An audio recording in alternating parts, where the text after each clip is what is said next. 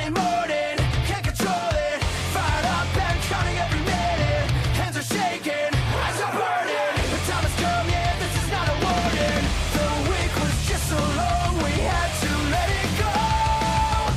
Our problems disappeared, we're not tied up anymore. The weekend is here.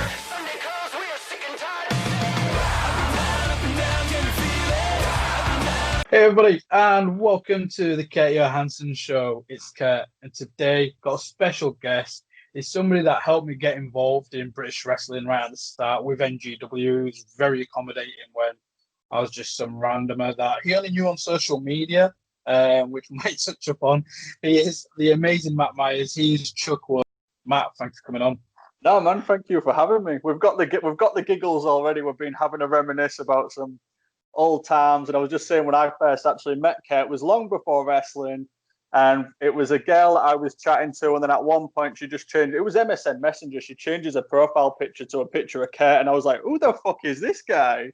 And then yeah, we was having a good laugh about that, and that was long before. Obviously, I knew you as a wrestling fan, and long before I actually knew you as well.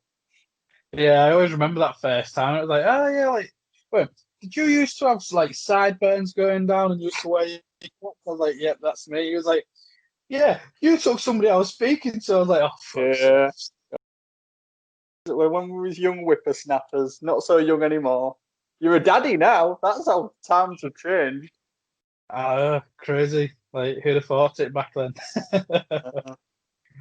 But no, Matt, like, again, thank you at the start. Like, you was always taking me to, along with the shows, introducing me to everybody.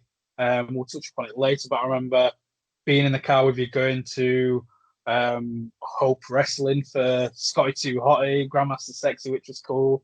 Yeah.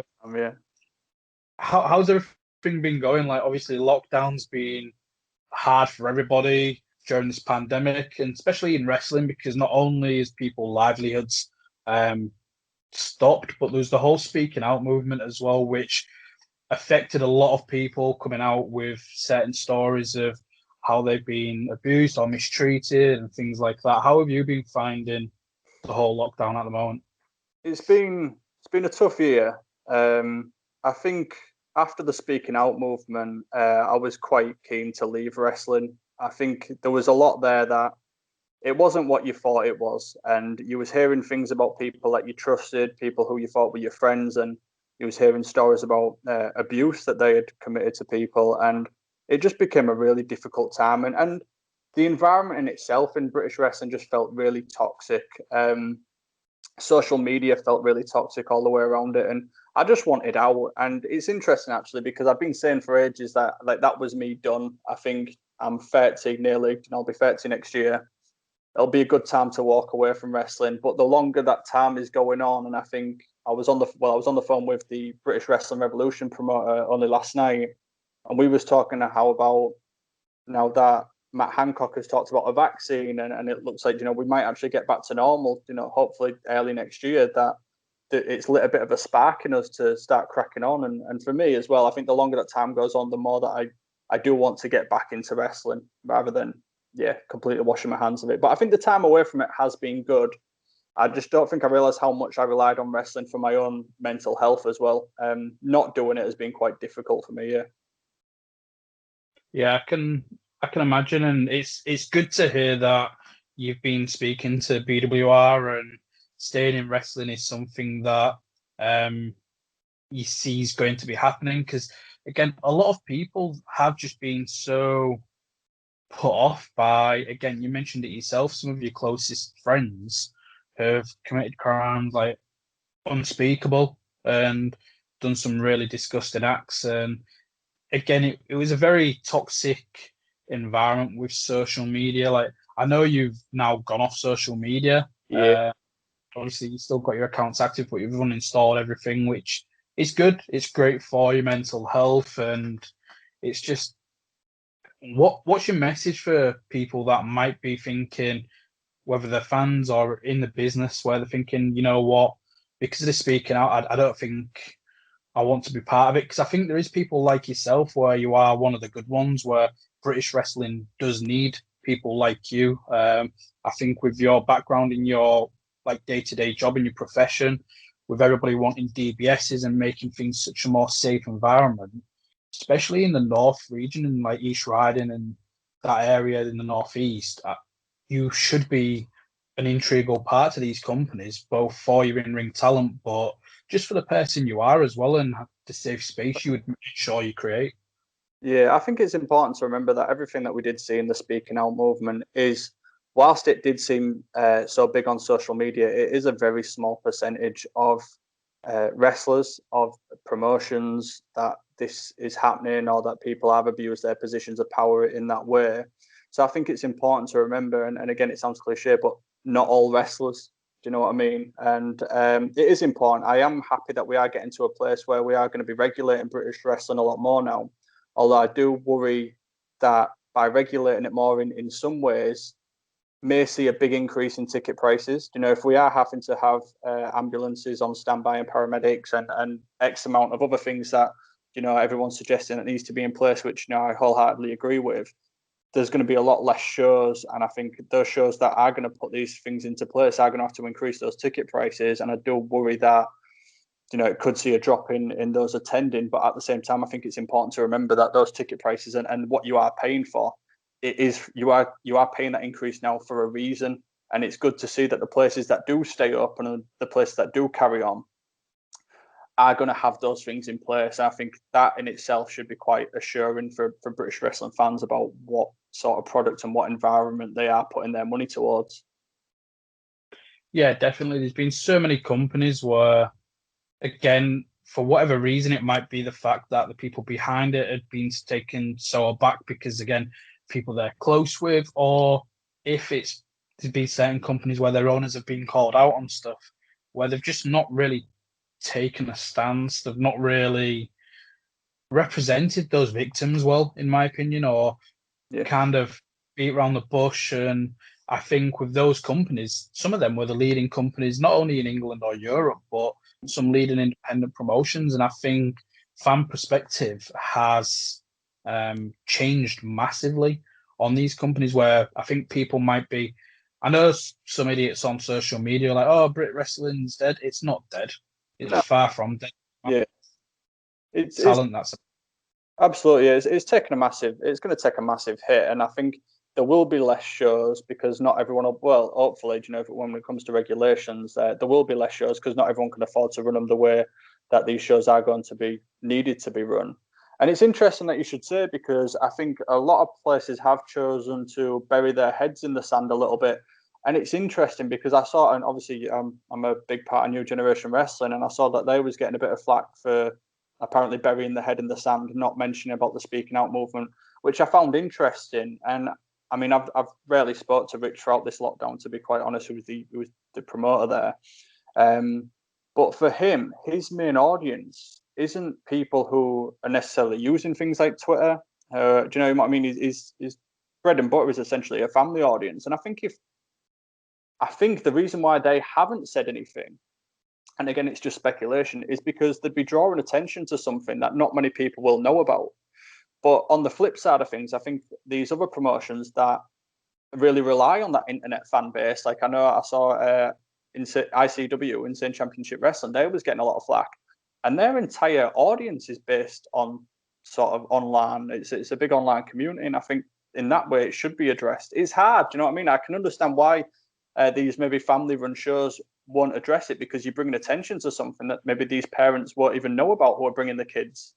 You know, it's interesting, isn't it, when you're trying to balance it out? But again, it's all speculation. And like I say, I mean, I try and not get involved in the politics of British wrestling, to be honest. I like to just turn up, do my match, see the boys, and go home. You know, I don't really like getting involved in too much. I think, like you said, I have been around for many of years now. So when the BWR promoter called last night and we spoke on the phone, it was for a little bit of advice about what he's going to do when he restarts next year, you know, but get my opinion on things. And I'm more than happy to give that when I can, but I don't actively seek to be a part of the politics of wrestling as such. So would you be your own promoter?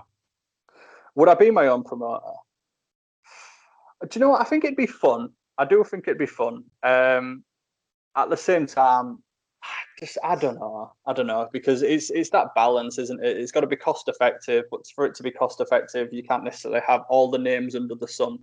And a lot of people, obviously, if you're a good talent in British wrestling, your talent comes with a higher paycheck, and it's just there's a lot there. I think it'd be fun to do. I do think it'd be fun to do, but I'd like to maybe if I won say X amount of money and it was a good time to have a bit of a piss about and do some things. But from a business standpoint, I just can't see it being financially sustainable for me, really, because I'd want to. You'd want the best in to do it, and especially if I was to run in Hull, I think Hull's got a good wrestling fan base, but not a smart wrestling fan base. And this goes back to when I was talking about NGW and their family audiences.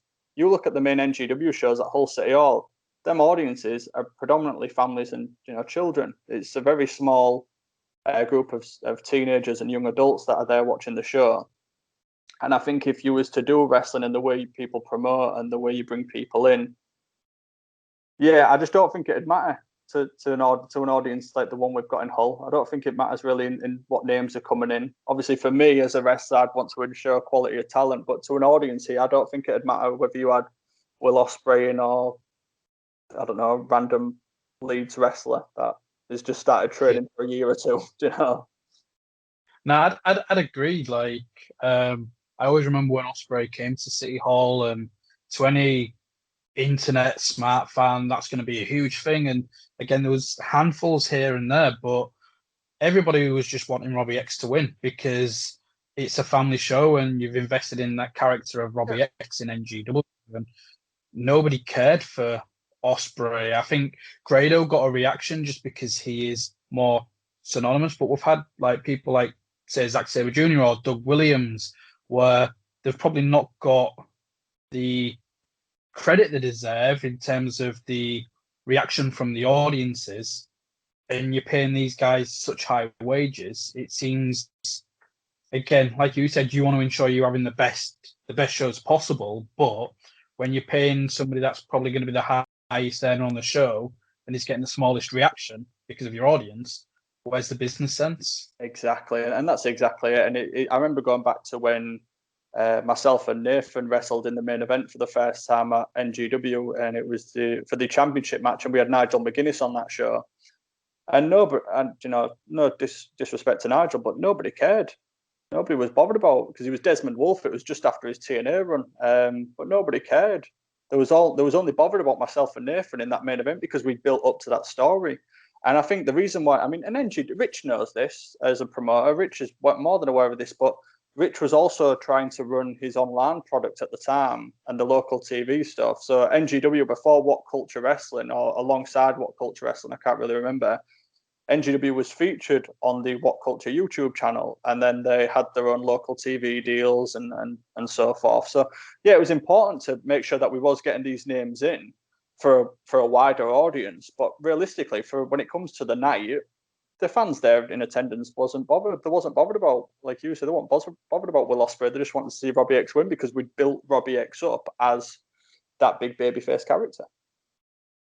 Yeah, and I always remember on one of the shows I was helping out, and I think it was when Sison was making his debut, especially in Hull, and I was like, well, are we going to be setting up a meet and greet? And I was like, well, nobody's really going to know it in as if it's some big international star. And then, knows behold, after the show, a meet and greet had to happen because although nobody knew who he was, they invested in his character there. And again, Sison isn't somebody that's over with the internet crowd. Like, I think there's so much of the NGW roster that were underappreciated. I think a lot like the All-Star Wrestling roster, where to the internet fans, these guys haven't made it, or these guys aren't as successful. But in retrospect, for my anniversary show, I spoke to Dean Allmark, and he mentioned he isn't somebody that chases bookings or anything like that. And if you actually look at his career, he's only had a handful of appearances for Rev Pro. He's not been at Progress or ICW, but he's regarded as one of the best the country's ever produced. And to him, he's successful. He's wrestling every day for All Star, making good money, doing it for a full living for 20 years. So where do you that success? Well, to be honest, success is an interesting one in wrestling because I know wrestlers that are on the scene that are considered more successful than me. But if I was to go in that ring and say, "Come on, let's go to work," they'd have a panic attack because they don't know how to ad lib or work on the fly, and they'd be really uncomfortable with that. Everyone's got different strengths. I'm not one of these people that says everybody's got to be able to ad lib, but success in wrestling, it's hard to determine because if you ask me about my own successes, like realistically, in the 50, I've never prioritized wrestling. Wrestling's never been a priority for me. Not like some of my friends. Obviously, I'm really good friends with Nathan Cruz, who for 15 years has lived, slept, eaten, breathed wrestling. Whereas me, wrestling has just been a bit of a snack. It's that's the only way I can describe it. But if you ask me about my success, it's interesting because I've done more than I ever thought I'd do. I'm a kid that used to go and wrestle in his back garden every weekend with his friends, and would compete for the plastic WWF toy belts with each other, and it was just fun. So to be able to wrestle in front of large audiences and to say that I've main evented the whole City Hall coincidentally against my best friend, that's the biggest success that I could probably ask for in wrestling. That's surpassed anything that I ever thought I'd achieve. So yeah, it's an interesting way of looking at success because, like you said, if you look at say Rampage Brown, for example, Rampage Brown went over to the NXT development. It was Florida FCW at the time, and he hated it there. And he came back in 2011. It was, and even then, he was the best wrestler that this country had, and nobody knew who he was because he was an all-star guy, much like Dean Allmark. NGW picked him up. And then NGW picked him up, and that was it. You started seeing him everywhere. And it was the same for Dean Allmark as well. We brought Dean in to do an angle with Nathan because Nathan had been doing a lot with Dean on the All-Star camp shows on the Butlins run, the Haven run, and he was having really good matches. And it was a match that, whilst it was being seen by the casuals, you wanted it to be seen by an audience that might appreciate it a little bit more.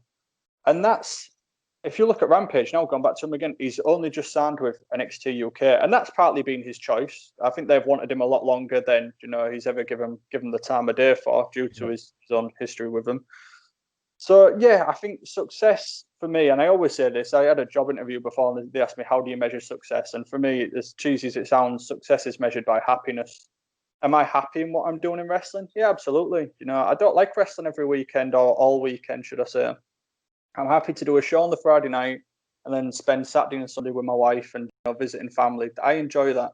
Some people, for them, success is wrestling Saturday, Sunday, Monday, Tuesday, Wednesday, Thursday. And that's how they do success. And success can be deemed in wrestling now by how many followers somebody has in terms of popularity. And it all baffles me. But yeah, success for me is measured by happiness. Am I happy with what I'm doing? Am I happy with my contributions to British wrestling?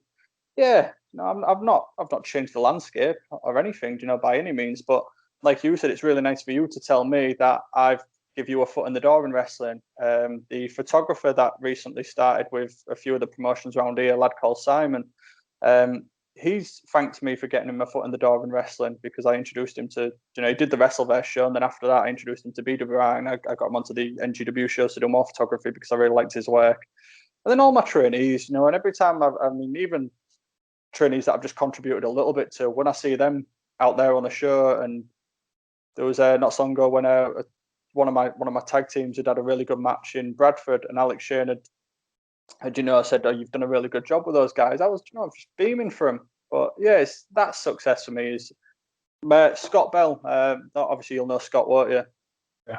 Referee. I remember saying to me he wanted to be a referee, and that was it. I was pushing to get him as a referee, and again, putting forward for BWR. He's a regular there now. I was on the phone with him last week. He's just done Rev Pro. And he's really enjoying himself. So my success is determined by seeing other people happy and enjoying it as well. That's kind of what I get out of it. I think that's what I'm trying to get at, really. Yeah. Do you think people sometimes get consumed by the end goal or what their success is, whether it's getting on a particular promotion, to where they don't enjoy the ride? That's it. Yeah, definitely. I think that's it for a lot of people. And I mean, I was speaking to Nathan a couple of days ago on the phone because, again, he himself wants to. He's done with wrestling in the sense that it's a toxic environment. He's not enjoying it the way that he used to. But for him, he just became so obsessed with what the end goal was. Was it WWE? Obviously, that fell through for him. Was it AEW? That was on the cards possibly this year, but again, with the pandemic, that's fallen through for him. And I think he's just got so fed up. And I said to him on the phone yesterday, because I got given some dates by BWR, and I tried to get Nathan to, come back and be a part of it because we just won the tag team championships before the lockdown. And he was like, I don't know. I was like, just enjoy it. It's not too far. The shows are about an hour away. You're going to spend time with me, spend time with the boys, make a bit of extra money. Just enjoy the ride. But he was like, nah, it's got to be more to me than that. And I think, again, for him, it's someone where it's all about the end goal. For me, just enjoy the ride. Take it for what it is. Try not to build it into something it doesn't need to be. Yeah, like many people, like whether it's football, rugby, or any other sport, where just go do it for the fun of it. Like, and especially when, again, he put it on social media where he's like, I'm not saying it's an official retirement, but at this moment in time, I can't see himself going back to wrestling. And it's a shame that he's got that way. And I remember from the couple of times that I'd interviewed him, he mentioned on the first one, WWE was that goal. And he, even from like conversations I'm sure that you've had with him and like what I've had with him, it was just WWE, and it was heartbreaking to see him get so close, and because of blood pressure and stuff like that, it kind of drift away. But then in that second interview, he seemed to have been enjoying it. It embraced where he's like, actually, no, that's not my destination. I want to try different things. And the team sin stuff that you mentioned in BWR had happened with yourself, Rampage, and Lucas. And it's a shame that it's come to that. Hopefully, you can encourage him to come back and you can go win those tag titles again. Yeah, absolutely. I think he again, like me, you just need to come to this mindset. For me, maybe I was building wrestling up to be too much more than it ever needed to be. Now I just think, well, just enjoy it. Like, I think there's this pressure in wrestling as well that you've got to be wrestling everywhere. And I was taking bookings in places where I didn't even really enjoy the show, but I just had to because I needed them match photos afterwards to say, look, I've wrestled a match for this place and as this person and whatever, and you get your match graphics and stuff. And I think sometimes maybe you're being judged in wrestling, or maybe this is just me overthinking. If you don't post regular match graphics, or if you're only posting match graphics from one promotion, other people think, oh well, he's not that good because he's only wrestling for that place.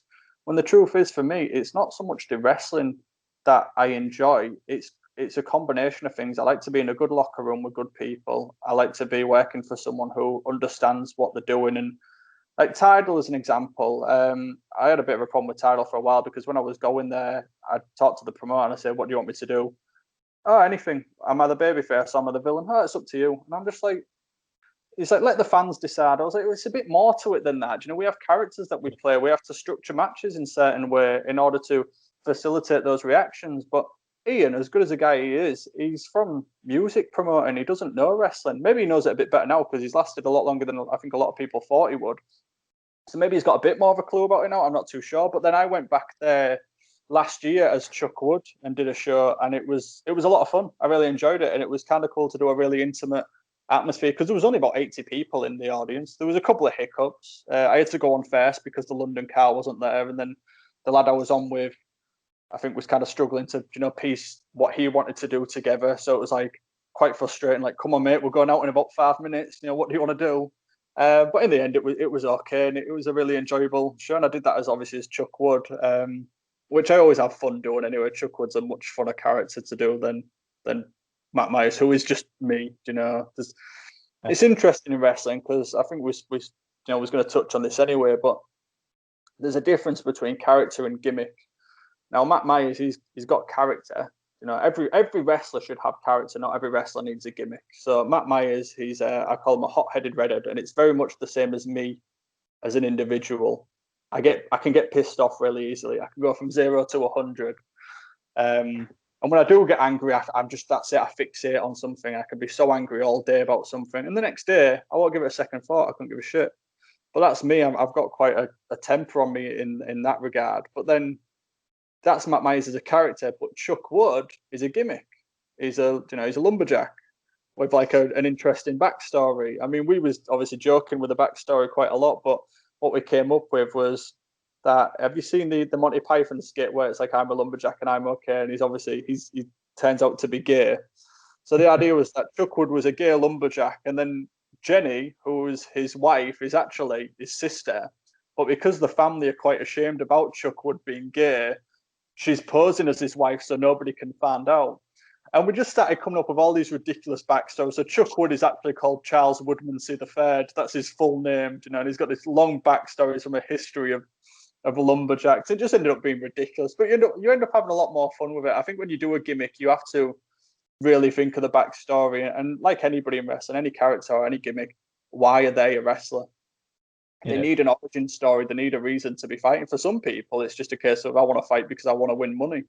So that's the idea in wrestling. The winners get the money, the losers don't get paid anything. That's sort of the gimmick in it, really, if you look at it in a kayfabe way. So there's that at its most basic core. But yeah, every character needs like some sort of origin story as to why they're wrestling. And I think that's one of the things that I don't enjoy about wrestling as much now is that there isn't as much story involved.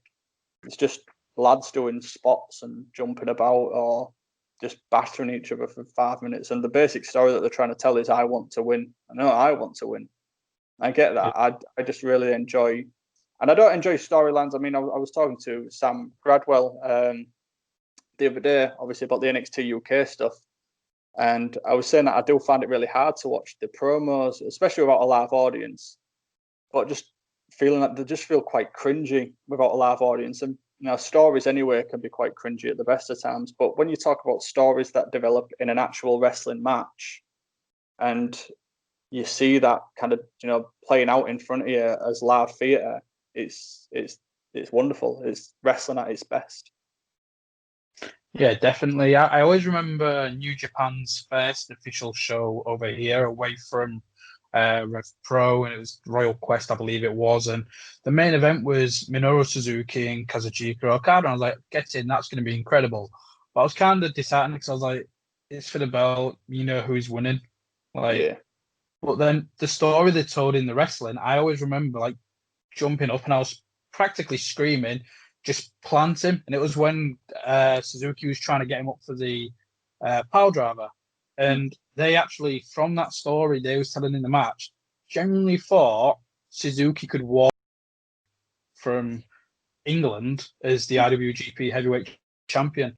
And I think sometimes you kind of lose that without the crowd. I feel like you can still follow it from just watching on TV, but I think when you've got the crowd and you see that change in the crowd's reaction, and you can see like that light bulb kind of goes off for the audience and they're on that journey with you. How does that feel as a wrestler where you're like, right, because you've had some amazing moments with NGW, whether it's in the East Mount or Hull City Hall, where the crowd reactions were as good and as loud and as energetic as any promotion I've been to. Yeah, do you know what? There's a really good moment in wrestling where you're telling your story, and there's that moment when you get the first pop, or you might have a holy shit chant like 2 minutes in, or a this is awesome chant after, you know, like the first minute or two. Do you know something sometimes happens quite early on. And I remember something happening with, I think, again, it might have been Nathan, but he grabbed hold of me and he just went, we've got him. And it was 2 minutes in, and you knew it was only going to get better throughout the next sort of 20 minutes of that match. But yeah, to be able to manipulate an audience and to hold them, and everything that you're doing in the palm of your hand is godlike. Do you know what I mean? To be able to manipulate those emotions with the story that you're going to tell. I don't think there's anything that really beats that. And I think that's the problem with wrestling sometimes. And the thing is, and this is a conversation I was having yesterday, depending on where you are on the card, in my opinion, determines the type of reactions that you should be getting. One of the things that I was saying is I think one of the reasons why I don't necessarily have the reputation that, you know, some people have is because I've always worked to my position on the card. So if you put me on first, I'm not going to go out there and have, you know, an absolute barn burner. There's going to be a lot of crowd work. There's going to be a lot of educating the audience, you know, those who have never been to a wrestling show before. I'm the good guy. He's the bad guy. Here's what you do for me. Here's what you do to him. You know, you cheering gets me up. I fire up. If I'm getting beat up and you start clapping, I'm going to start fighting. You know, so it's really about educating the audience. And the problem that I find, and again, it depends where you're wrestling in terms of promotions, is you could be on towards the end and the crowd are so burnt out because every Tom, Dick and Harry has done every move that, you know, needed to be done. I was at a WrestleGate show and there was this big tag clusterfuck thing right at the beginning, and I had no idea what had gone on. It was just crazy. It was insane. And I felt a little Was that bit the bent. first or second match? I think it was the second. It was this. I think it might have been. I can't remember. I think it was the second show that they did in Nottingham. I'd wrestled Joe as Big Guns Joe's Chuck Wood that day, so Yeah, there must have. So that's why I was about that day. Yeah, because that was a show Adam Page did his surprise match Yeah, with yeah, Pat. yeah. And again, like that was. There's a lot of stuff there that was weird. I remember watching a little sad story, but you know, like the Wrestle Talk guys. I'm pretty sure I saw them talking to Adam Page, and then they did like a live reaction on the day of them holding the phones, like, holy shit. And I'm like, fuck off, lads. You knew he was here. You saw him in the backstage about 20 minutes ago. Do you know? But yeah, besides from that, That's why my video was the one that got picked up on Forbes, can I just say? yeah, Because it was authentic, it was live. I remember seeing that. Yeah, it was good. Well, it was good. It was an authentic reaction, unlike what theirs was. But you know, by the by. But yeah, with them sort of shows, and I think it really depends on your audience. If you look at, and again, this conversation I was having last night with Adam, at a WrestleGate show, everybody there is a wrestling fan. You don't need that first match to educate them as such. You can just go in there and you can do everything. But the worry with that is the longer the show goes on, the more that people are burnt out. There's only so many times you can believe a near fall. I don't feel like every match should have them sort of near falls, except that, you know, in this day in wrestling that they do. Like when I watch wrestling, I can only watch. I mean, I enjoy watching the shorter shows. I really enjoyed 205 Live for a long time because it was just an hour long, and it was enough to keep my attention span. Going back to what we was just talking about in that style of wrestling, I watched NXT UK. I think it was it might have been from a couple of weeks ago, but it was Walter versus Ilya Dragunov. I watched that yesterday. Really good match. So, well, this is it. So this is the conflicting thing. So a lot of people thought it was a really good match. For me, it just seemed a bit unnecessary. Like, the problem, I was talking to Sam Gradwell about this, but the problem that I had with it is that it was just chop, slap. It was brutal to watch. Now, for me, part of the art of wrestling, and again, I think this is my problem with strong style wrestling, in that sense of strong style wrestling, is the beauty of wrestling is being able to make the fake look real. Whereas with what they was doing was just making the real look real. And I think that, weirdly enough, requires less skill than what it would to have somebody, you know, construct a match that looks believable and everybody comes back safe and sound. And when you talk about the storytelling elements of wrestling, I got more at the end of that match where Dragunov is dead. He's laid there. People are coming out to check on him. Like Johnny Moss comes out. I think Robbie Brooks was there or something. There was checking on him. And then Walter just gives him this look like, I've killed him. I got more out of that sort of 10, 15 seconds than I got out of the rest of the match. But again, the joy of wrestling is its personal preference. Everyone enjoys different styles. Like, I don't actually enjoy watching somebody do my own style of wrestling because I do that. It's like watching someone do your day job. If there's anything more boring than watching, you know, than your own day job is watching somebody do your job for you. I enjoy watching deathmatch wrestling because I'd never do it. I enjoy watching Lucha Libre, and like I actually enjoy Will Ospreay in some respects because, especially Will's more recent stuff, where it's more sensical than his early stuff, which was just flip. You know, now with stuff there's more substance to it. I enjoy watching that more than I enjoy watching someone do my own style. But then I'm quite conflicted about my own style as well, because one of the things I was talking about again last night was I don't feel like I have my own style of wrestling. And this is what the promoter of BWR was saying to me. He said, the good thing about me is that I'm very versatile in the sense that if he wants a main event, he can put me in the main event. If he wants a good show up there, to do a show up there, because I understand the different positions on a card and what each of those jobs entails, unlike WrestleGate, where it was just match, you know, and everyone's doing the same sort of shit and everyone, like, audience is completely burnt out. So my style often matches my opponent. So if you put me in there with Robbie X, I'm probably going to pick up the pace a bit and do something more at Robbie's pace. If you put me in there with someone who's a bit more of a scrapper or a brawler, I'd probably have like the venue brawler. I'd do that. And I was saying, like, I personally think that is that some sort of weakness, because I remember the Iron Sheik in a promo or an interview had said about Chris Jericho that Chris Jericho is shit. And the reason why he is shit is because he doesn't have his own style of wrestling. He just matches his opponent's style. And I get that with Chris Jericho. You watch him in his match with Triple H, and it's a very much a Triple H match. You watch him against Chris Benoit or Kurt Angle, and it's very much their match. And I'm similar in that sense. But then if you think of the greatest of all times, who do you put in there? You put Chris Jericho.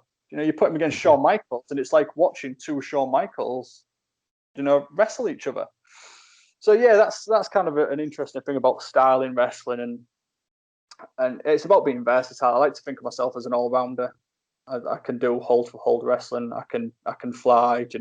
I just maybe not so much as when I was younger. I saw someone do a standing moonsault the other day, and I thought, fuck, I wonder if I can even do a standing moonsault these days. I'm getting older now. I dread to think, like, did you see the video online of the backyard wrestler where all he did was just spin around and drop off the middle rope and his knee bent? And I'd sent me I that. was like, anytime I see somebody, like when they'd have been at NGW, whether it was even always asks me whenever he sees me, he's like, "You're gonna start training again?" I was like, "My body ain't taking that. Like, it's ridiculous." And I remember it was the last BWR show, and at that point, I'd been going to the gym solid. I'd been working out quite a lot. I'd been eating a lot better, and I'd started getting a lot bigger. I was working on my back and neck just to support the certain shit that I've got going on. And he was like, "Fucking hell, when you're getting big, does that mean you're coming back?" I was like, "Still, no." Like back then, like I remember, I think it was my first training session. Kaz is like, "Right, anybody wanting to do any moves?" I was like, "I want to do a pale kick," and he got the crash mat out. He was like, "Okay, do it to my hand." And the first one, he was like, "I'd take that." I was like, "Move the crash mat, we'll do it." He was like, "You might want to slow that." I was like, "Come on, we'll do it." And first thing, did it perfect, and I was like, "That's all right, that." And now I think about even remotely trying to do any flips. Like I tried visualizing because, like, obviously my passion for wrestling, and I'd really loved. I want to be involved somehow. Whether I'm probably going to be more talking, whether it's managing, commentating, presenting. I think that's the route that I have to go down. But when everyone's like, "Oh, you're gonna go training again," I'm like, and I try and think of how cool it'd be. But then I just picture that guy at the backyard, and I'm like, I tore my last time I tore my MCL was just turning in the living room. Yeah, wow. And do you And know what? I'm like, It's funny you should say that because with wrestling, I've never sustained a real like a massive injury. I broke my arm, my hand, sorry, once. I broke my hand once when I was a bit younger. I would have been about 20, 21. And I was out for like 6 weeks and came back to it. And I realised because before then, I used to be a backyard wrestler when I was a kid. I was jumping off sheds, I was hitting each other with like street signs and just, setting things on fire and slamming each other through 'em. But you become aware of your own mortality in a way, and that you can get injured and things can hurt. And that's one of the things now. When I've been watching some of my old matches back recently, is just sort of trying to improve my own mental health. I think something I read was look at your past successes. It releases serotonin. You'll feel a bit better. So I was watching some of my old favorite matches back, and I was watching some of the things I was doing and going, man, you'd never be able to do that now. Oh God, I bet that. And I'm looking at things like, oh God, I bet that. Like, oh, could you take that now? Do I look at the big slams and stuff and the big superplexes off this. But the thing is with wrestling, when you've got a live audience there, it's almost like you become impervious to pain. Like nothing hurts. It's when the adrenaline wears off from the crowd, and the next day you wake up and you're hurting. And that's one of the interesting things when we're going back to the shows that are happening now in front of a zero audience. It's like everything must hurt because you don't have that adrenaline. It's just like being at training, and at training things hurt a lot more than they do when you're actually in the ring and actually doing a job. yeah, definitely. And like when you've been looking back at matches, then obviously your matches with Nathan, the first ever British wrestling show I went to, well, it was the first ever wrestling show that I'd gone to, and I'd never even watched, even on video, a British wrestling show before.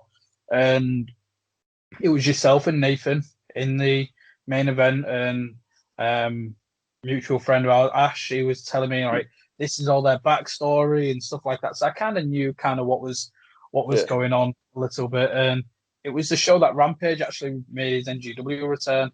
And it was from that show that I was kind of like hooked on it. And since then, it's just you and Nathan. It's been that story that's getting told forever kind of thing, where again, you're best friends, you've got that chemistry. And unfortunately, I missed a cage match. I was down south for that with a fiance, and it's never seen the light of day, which is really frustrating because since I got into professional wrestling, that's the one big story arc of you and Nathan that I've not got to see. And some of the wars that you've been doing, and I think it's a testament to yourself. You mentioned your character and your character in Hull City Hall. It is that fan favorite. Like if I had to liken it to somebody, say that was on TV, it'd be like a Daniel Bryan kind of character where everybody in that arena was just rooting for you, and you did your job that well. And obviously Nathan's extremely talented, but he wouldn't have made his whole hometown boo him out the building if it wasn't for yourself. And I think you deserve the credit for that as well, because it takes a lot for make people invest in you to where they'll also help somebody else that's one of their own. Yeah, and it's interesting. I mean, the story with me and Nathan, like I say, I think as long as NGW goes back, there's been something with me and Nathan going on. But when we started at the Hull City Hall, it was kind of like Project Reset, I suppose. It was almost resetting some of the storylines. And the thing with me and Nathan, it felt like we was telling that again for the first time, really, when we started doing that, despite it being probably God knows how many times we've done it now. I think Eternal Glory, the show that they do it towards the end of the year, had become synonymous with Myers versus Cruz. And we did it once when Nathan won. Then I won the Gen X Championship, and it was champion versus champion. And that's when I won. I had the Gen X Championship and obviously the main undisputed belt. And then I remember when Richard sort of pitched us, doing Myers and Cruz again at Eternal Glory. And Nathan was like, we can't do it again. It's getting a bit out of hand now. And Nathan had said to him, like, the only way I'm doing Matt Myers versus Nathan Cruz again is if we get a steel cage. Next thing you know, we get a phone call. We've got the cage. I was like, "Are you shitting me? I'm actually going to do this." So yeah, it was fun to do, and like I say, I mean, it was interesting. The sort of the reasons why I took the championships off Nathan the second time was because Nathan had got his WE contract. He was set to start there in the January with the UK Championship tournament. This was in the December, and obviously they knew that Nathan wouldn't be able to do the NGW shows, so the idea was that I wouldn't have won the championships until maybe summertime that year at the anniversary show. So we pulled the trigger a little bit earlier on it. But again, I mean, it was a good feeling. Like I always say championships, like some people really hold championships in high regard. For me, championships in wrestling don't mean shit. I just think the props there to facilitate a story. I think if you're the WWE champion or New Japan Pro Wrestling, something that high and that credible, championship does mean something. But when you talk about local shows and local titles, these belts cost about 150 quid to make or something like that. And going back to it, actually, I remember the first time I was going to win a championship, and I was real excited. And I was only a young lad; I would have been about 20, I think. And I'd said to my missus, "I'm going to be the champion. Like I'm winning the belt." She was like, "And?" I was like, "Well, it's cool. I'm going to be the champion." She was like, "Yeah, but you're not really the champion." I was like, "What do you mean, Sean?" "Well, you don't really win it, do you?" And I was like, you got a point there, actually. And I know some people say it's nice to, carry the promotion or being the flag bearer for it, or it means that you're the best wrestler. But when I was the champion, I was on the same, like in multiple places where I've been champion. Rampage Brown is on that card. Does that mean that I'm the best wrestler? No, because absolutely not. Despite being the champion, you've got other lads on there. So championships don't really mean anything. But to the point, winning the championship in that initial moment when you was talking earlier about those, live crowd reactions, that was a good moment to hold the championships up at the Hull City Hall. And when you talk about, again, kind of tying things up a little bit here, but when you talk about success, that was a moment where I felt successful. I'd just beaten my best friend in a match that I absolutely loved in a place where I used to go and watch wrestling.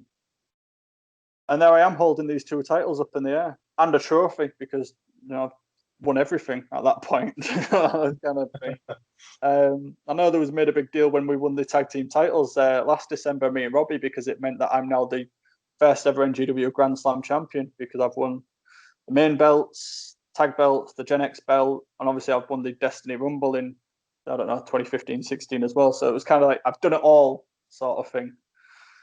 But yeah, those are the moments I think that make you feel successful when you just do something that you are initially quite proud of. If that makes sense. I'm just picturing you like walking out to the missus, just strutting in. You've got your little Y fronts on or some belts on. I'm like, Oh, And you said I want the champion, don't you? Vince McMahon walk into the bench. a power walk like this. Yeah. Yeah. No, yeah. I think it is interesting. Like I say, I mean, it's been great to been a staple of NGW, and I'm not sure what the future holds for NGW. You know, I think Rich in himself is very happy with running the Butlin shows and the contract he's got there, and we've spoke before, and the money that he makes having that Butlins contract requires no stress. He just turns up with a team, puts on a show. Boys get paid, he gets paid, you know, this, that, and the other. In comparison to putting on a show at the Hull City Hall and the amount of work that goes into promoting, advertising, and ticket sales and general show, and the putting, even just putting the show together on the day, all the equipment, the electrical, everything, and obviously he's got a really good team of trainees that contribute to that as well. Which again, I think that was maybe quite a controversial subject because I think you saw some of the trainees during the speaking out movement. Because speaking out went beyond sexual abuse; it was just talking about all the injustices of professional wrestling. I think earlier when I was talking about that was the reason why I wanted to leave, is because it was just seeing British wrestling for what it was, laid bare.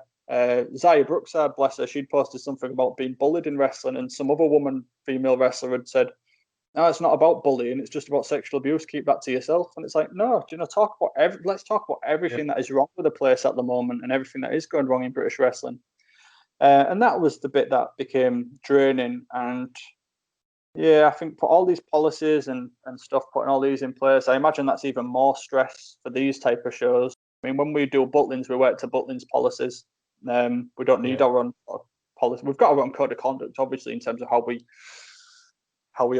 work. I got suspended from Butlins actually for like a full year because of my code of conduct before. Why? So I'd posted a picture. There was me, Kip Sabian, El Ligero stood in the ring, and I'd made a caption. And because it's like me and Ligero looking at Kip, and I've got my hands like that, and I think I put the caption as, "Come on then, Kip, get your dick out." And that was it. But because NGW as a brand was tied to Butlins, that had broke the social media side of the code of conduct, and I had just got because it was hashtag NGW UK, a family had seen it, this, that, and the other. So I was like, Matt, I can't have you on the council. Are you joking? I was like, I'll delete the post. It was like, no, the damage has been done. And I think that was more, it wasn't necessarily at the request of Butlins, but I think it was what Rich needed to show, like, look, I have a zero tolerance and my code of conduct will be upheld. So I was I was the first one to break it. So I was made an example of. And then the next year, Alex Shane had spoke to the guys at the Butlins team, because I think they wanted a favour from Alex, and Alex was like, well, I kind of need a favour from you. I really want Matt Myers back on the team. And they was like, who? I was like, oh, we got rid of him last year because of this. And they said, oh yeah, that's fine, don't worry about it. And then that was my foot back in the door. So it wasn't really anything to do with them. It was more Rich and Alex showing that they had a zero tolerance on the code of conduct. But yeah, going back to what we was talking about, putting all those policies into place, and they've got to be done properly. That's the one thing about BWR, is they are putting these policies in place properly. They're doing stuff with the equity, obviously governing body as well. I've seen some people posting their policies. I'm like, you've just copied and pasted a safeguarding policy offline. Yeah. And I know that because I've read that many of them because of my current job. I know a copy and paste, what do you call it? Safeguarding policy when I see one, and I think that's what a lot of people have done. Whereas BWR, they have really taken the time with this. And going back to when we were talking about success and the amount of promotions you want to work for, I'll enjoy doing Butlins. I'll enjoy doing BWR. There's probably a handful of other shows that I'd like to do, but that'd be me. That'd be me happy. Yeah. Is there anybody that you like once it's back you wanting to work with, whether it's teaming or facing? I really, like I say, I think it was off to a really good start with me and Nathan as the tag team champions. I'd really like to do stuff with the Young Guns, Ethan Allen and Luke Jacobs. I wrestled Tom Felwell not so long ago. He was really good, and he's kind of in that little crowd. There were a bunch of lads all coming through at the same time that are all really talented, and with them being so young as well, you want to, they're only going to get better with time as well. So I kind of want to wrestle them now before they get too good, and then they're making me look really, really bad. So, but I think there's a lot of tag teams that I'd like to work with. We've got obviously Beast and Rogan. I know they're both villains, but I think it'd be really good to do something with them because obviously we've had a lot of contribution to their training and what they've done. So it'd be really nice for me and Nathan to, get in the ring with them too. But because we're both villains, it's probably not something that could happen anytime soon. Dave Graves, I'd love to wrestle Dave Graves in a singles match. I really enjoy watching Dave. But yeah, to be honest, for me, when you talk about dream opponents, I just like wrestling my mates. I feel safe in there with my mates. They're not going to be careless. They're not going to do anything stupid. I'd really like to wrestle Joe Nelson again. We wrestled last year. I was full of cold that day. That was a really fun match, that, and it's where I think you actually, again, having the crowd in the palm of your hands, like, sorry to cut you off there, but I just remember the way you just flipped the audience like that. It was with, I believe, Dougie ringside, and you beat the crap out of Dougie, drag him over the railings, and there was people sat behind me, and I can't remember if I messaged you saying, like, well done, like, you did. I had people behind me, not families, like genuine, like, there was drinking and stuff like that, genuine adults thinking, oh, what the fuck, like, you can't do that, and genuinely thought you had a problem with Dougie because of how it was structured, and it wasn't just, right, I'm going to go over there and do it. It was as if he antagonized, and as if you just lost your shit as a wrestler and thought, you know what? And you made people believe that you actually committed GBH on her. An older man. Yeah, I know that was great. To be fair, Dougie. Do you know what? When Dougie's in the audience, I always feel a lot. The thing is, it's interesting to say this, but I've been a babyface for pretty much the last 15 years. I've done a couple of villain matches here and there, but primarily I've been the babyface for the past 15 years. As a villain, I feel quite uncomfortable out there. I don't feel as confident as what I do when I'm a babyface. I know exactly what I need to do at every point of the match. It's just business as usual, go, go, go. As a villain, I'm overthinking things. But when I've got Dougie there, there's someone to bounce off. And when he started giving me shit, he pitched the idea to me. He said, what do you think about doing this? And he said about me just sort of stealing his shirt off him. And that's how that started. I tried, because apparently a couple of people take the piss out of the Hawaiian shirts he wears, the audience. So that part of that was I was just going to take the shirt. But then I couldn't get the shirt off, and he just ended up falling over the barriers. So I was like, put a few kicks in him. I was like, no, bed, then left it. But yeah, when you've got a good audience, and the thing is with Dougie, he loves the show, and nothing's off the cards, I think, with him. And having that there makes me feel more comfortable. So going back to your match with Joe, like you said, you've been a babyface for like 15 years, and I think BWR was the first time I've seen you as a villain, and it was a really enjoyable match, and I think it showcased just how good you are. I remember one of my colleagues from work, and actually, if I remember, that show you was facing Joe Nelson. Is that where you nearly died on the motorway and I had to spin around in my colleague's car and get you and Lucas in? Yeah. For anybody who's still listening to me waffling on. So yeah, we was on the way to the show. The tyre had popped on the driver's car, a lad called Ben. He veered out of panic, tried to veer to the, whatever lane, try and get onto the hard shoulder, cut off a lorry. A lorry nearly hit us. I've accepted at this point that I'm going to die, like, because these beeping, and when you hear that sound of that lorry and it's literally like right behind you, I was like, no, fuck it, I'm going to die. Anyway, we pulled over to the side of the road. We called the AA or whatever it was that we was with, and it was looking like it was going to be a while. Now, I knew I was scheduled, I think, to be on first that day. And I was really ill that day as well. I was full of cold, and again, it's part of the reason why I want to wrestle Joe again.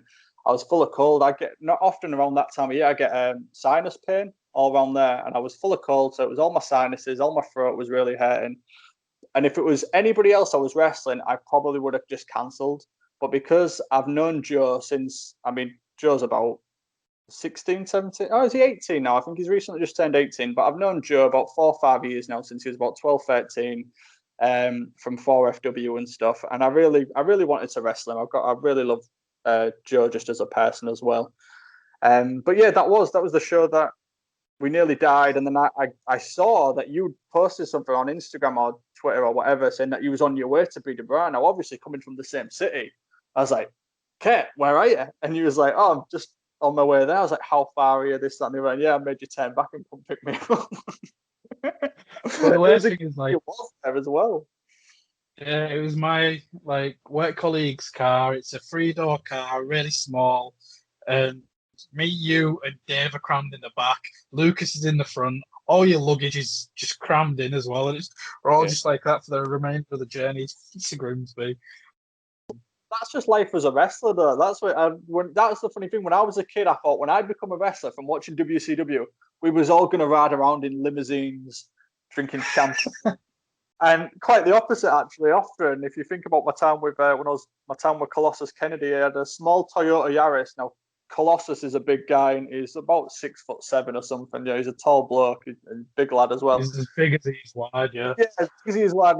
He's got the tiniest car, and there'd be 5 of us crammed into that with our bags. But yeah, that was a nice little introduction to what life is like as a professional wrestler for you there, Kurt. But yeah, with that being said, like the reason why I mentioned like the colleague, he was so impressed because he's just been used to your NGW stuff, and this time he got to see you change, and he was like Matt is actually like fantastic. He just enjoyed seeing you work that different style, and with you doing that whilst you was not very well, obviously, that's a testament. So hopefully something like that can happen again. And I feel like as we try to wrap things up, I know we've been going for about an hour now. I mentioned at the beginning of the show, like one of the moments that, frankly, I could share with you. Like you mentioned, it, like I remember you messaging like, "I've got this match. Do you fancy coming for a drive?" And it was yourself at Hope Wrestling. I can't remember who you was teaming with, but you was facing Scotty 240 and Grandmaster Sexy. And again, like I think I'd just got back from Africa at that point, so I think it was the first time that we'd met since I'd been back from Tanzania. And what was that moment like where you're still content just wrestling it every now and again and stuff like that, but you're wrestling too cool? Yeah, it's fucking cool. Well, I felt like the odds were against me that day because I don't know if you remember, but my car blew up, didn't it, just before we went? Can you remember? So anyway, we managed to. The car was pretty much smoking at one point, but we still travelled all the way to Nottingham in it anyway because I could not miss this match. Because with me, as a kid, I never had Sky, so the only wrestling I watched was WF on WF Heat. And obviously, as we know, like these lower card shows, I think it's main event WWF now. It's often like the lower card wrestlers that you see featured on there. So Grandmaster Sexy and Scotty Tawati was my favourite wrestlers as a kid. Like when we'd play wrestling in the playground, the other kids would laugh because you'd have Nathan saying like, I'm going to be Goldberg, and someone was like, I'm going to be the Undertaker, I'm going to be The Rock, and it's like, I'm going to be Grandmaster Sexy. They was genuinely my favourite wrestlers as a kid. I remember when SmackDown 2 Know Your Role came out, and I took the day off school. And the bit I was most excited about was knowing that you could play on this one because you couldn't on the first SmackDown game. You could play as Grandmaster Sexy and Scotty Tawati. So I was just absolutely happy with that. And then, I just to get told that it was me that I was going to put in the match with them. That was, again, when you talk about success, that was success for me. Again, what am I going to achieve in wrestling? I didn't know. But that was something that really topped the cake. I never thought in a million years that I'd get to stand opposite them two. And they often say, don't meet your heroes. And there's a reason why, because Grandmaster Sexy, I know he's dead, but he was an asshole. I remember saying, like, when I was in the car back, I was like, so what was it like? I knew you were so excited. I was like, well, Scotty, what is really nice? I was like, but Grandmaster Sexy, what a dick. Oh, he was awful. The funny thing was, he forgot the end stretch of that match. And when we came in the back, obviously, I asked him, have you got any advice? And he said to me, well, you got to be careful, kid, because I called something in there and you wasn't there for it. I was like, yeah, I thought we was going to do this. Yeah, but I changed it. And I was like, well, how do I fucking know? He's like, that's what you got to be prepared for. I'm just going to change it. And I was like, how is that me fucking up? How is that something that I need to learn that you, halfway through a spot, decides to change it and do something completely different? I mean, it wasn't noticeable or anything. The match went off without a hitch, but yeah, that was his advice to me. Be careful because halfway through a spot, I might just decide to change it. And that was all because he forgot what we was actually going to do. But yeah, when we got there, the funny thing was, after the match, somebody had come out and done a beat down on them both. And then I was teaming with Dan. I can't remember his wrestling name now. Danny Chase, that was it. Adrenaline Danny Chase. So yeah, it was me and him. because how that happened was his old tag team partner, Dave Andrews, they was doing like a Captain America and an Iron Man thing. And then I came in as there was Battle Squad Amazing. Then it was there was Battle Squad Awesome. Then I joined and it became Battle Squad Amazing because Dave Andrews had a child and had to leave and this, that, and the other. But all irrelevant, I'm waffling. But at the end of the match, they come and beat him down. Me and Danny come running back in the ring.